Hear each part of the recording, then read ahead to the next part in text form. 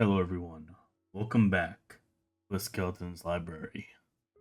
Today, I wanted to give my thoughts on the first work by the author Otsuichi, Summer, Fireworks, and My Corpse. This work consists of two short stories, Summer, Fireworks, and My Corpse, and Yuko. This served as my intro to Otsuichi, as I had recently bought their novel, Goth, which I believe is their most popular work. And I will mainly be talking about Summer, Fireworks, and My Corpse, as I find it the more intriguing story. Also, this will be spoiler filled, as they are two very short and fairly basic stories. Summer, Fireworks, and My Corpse is essentially the Japanese take on The Lovely Bones. For those unaware, The Lovely Bones is a book and movie about a girl who gets murdered. We then see her perspective in the afterlife as a ghost, and her following the lives of her family and her killer. Summer, Fireworks, and My Corpse is a much more scaled down version of a similar concept. The basic outline of the story is that we follow a 9-year-old girl named Satsuki on a hot summer day. She is playing with her friend. They go up to a high tree where Satsuki learns that her friend Yayoi has a crush on her own brother. Satsuki admits to her that she also has a crush on Yayoi's brother, Ken. As she does this, she hears Ken coming and turns to wave to him. Yayoi pushes her, and Satsuki falls and lands on a rock, instantly dying. From here, we watch her as a ghost as she follows Yayoi and Ken, who work together to hide her corpse and attempt to get away with the killing. It's a pretty fun story to follow, fun being a relative term here. Seeing how these kids try to pull off hiding their former friend's corpse, all as she watches, it pulls off that creepy feel that a lot of Japanese horror revels in. I do think more could be done with Satsuki being the narrator. She never really feels like a kid. She also does not add that much to the story. It mainly feels like we are reading a standard third person POV story, just with a bit more personality here and there. There's also the fact that she is an omniscient narrator for the most part, who will full on say what characters are thinking at points, and then just conveniently leave it out at others, making those parts feel very contrived.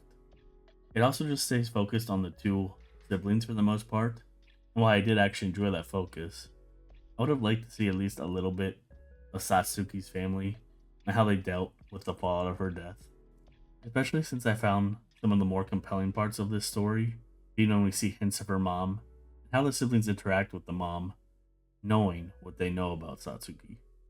Otsuichi has good descriptive prose. He does a good job at making it feel like this glaringly hot summer day. It's an easy read, and I found myself clicking with his prose, which is what led me to committing to buying his novel Goth. This is very much a concept story though, clearly him wanting to do something with the idea of a ghost story from the POV of the ghost, rather than a work where he really wanted to say something or flesh the characters out. The characters are all fairly surface level, but are more than serviceable for the time we followed them. The siblings have a good contrast, with Yayoi being very emotional and Ken being more sociopathic. It's a nice dynamic to follow as they try to hide Satsuki's corpse and get away with their crimes. Ken's reaction to Satsuki dying is particularly chilling, probably the most effectively creepy moment in the book. Just going, "Satsuki, you're dead, aren't you?" before smiling at his sister, especially when he had just been acting friendly to Satsuki moments before. He really feels like a child sociopath, someone playing the parts he has to. I like the themes of death and corruption of innocence with all the kids. It made the story feel a lot more poignant and vulnerable. I feel like having all your main characters be kids is an easy way to get that effect across. There's a red herring thrown in with a serial killer who's been kidnapping children that appears on the news in the story. Do you think the story might follow the Lovely Bones angle, and then it pulls the rug out from under you, which I did enjoy? I do find that some characters just blurt out exposition and backstory for no reason. The most egregious being a character called Midori, who is a family friend of the siblings. She just gives out her whole backstory with the village wild dog, for no real reason. Moments like that remind me that this is Otsuichi's first work, with that they have probably improved over time with how they get information across to the reader. The other big character of this story I briefly mentioned is Midori, the older family friend who Ken has a crush on. She's around 19, I believe. Midori is a bit interesting to watch, as she seems like the hero of this story at first. The person who is going to catch the siblings in their act. She's the one who finds Satsuki's mission true, and treats the siblings with suspicion. The only one who even has any idea of what might have befell Satsuki. She catches the siblings as they're about to get rid of Satsuki's corpse for good, dumping it down this old stone structure where all the teen boys dump their trash. The twist of this story is that Midori is actually the serial killer that had been mentioned on the news earlier. She helps the kids hide the corpse in a more hidden spot she knew, as the stone structure was about to be torn down. I found this twist to be dumb and fairly predictable. I actually think the story would probably be better if they just went with the more standard she catches them and they bring the corpse to the police type resolution.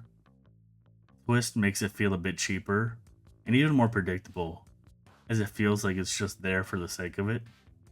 I also think the story could have explored more if they went with the kids actually getting figured out, seeing how they interact with the mother who they talked to earlier, and finding out what consequences they face.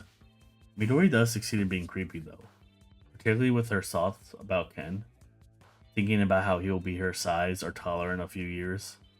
The story makes it pretty clear she is grooming him, and all those other boys she killed were to stop herself from killing Ken.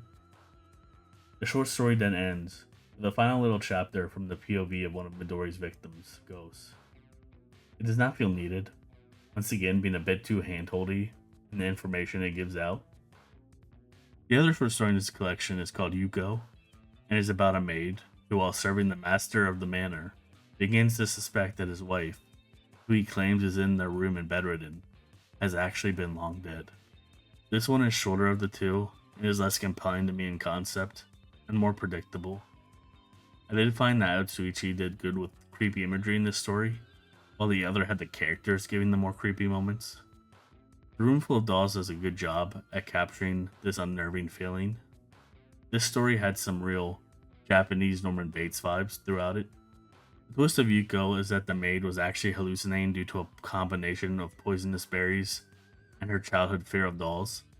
The wife was actually real and bedridden, but the maid only saw the wife as a life-size doll, and ends up burning her alive. The master of the manor then laments how this is all his family's fault. His ancestors had poisoned the original owners of the property with those very same berries. Similar to Summer, Fireworks, and My Corpse, I found this third act twist to be pretty weak and predictable, especially with the addition of the backstory of the master's family taking the manor. So far, it seems my biggest issue with Otsuichi's works are his third acts, and some unnecessary bleed-on information during them. This is his debut work though, so I am interested in seeing if I have the same problem with his full-length novel. As a debut work, I found this to be pretty decent and creative. Otsuichi is clearly very creative, particularly with concepts. I wonder if his book will continue that trend, and if he fleshes out the characters more. Overall, it's just a solid enough debut, and a fun hour or two to spend. One of those projects where you can see the clear potential of the author. I figure Goth should be a good time.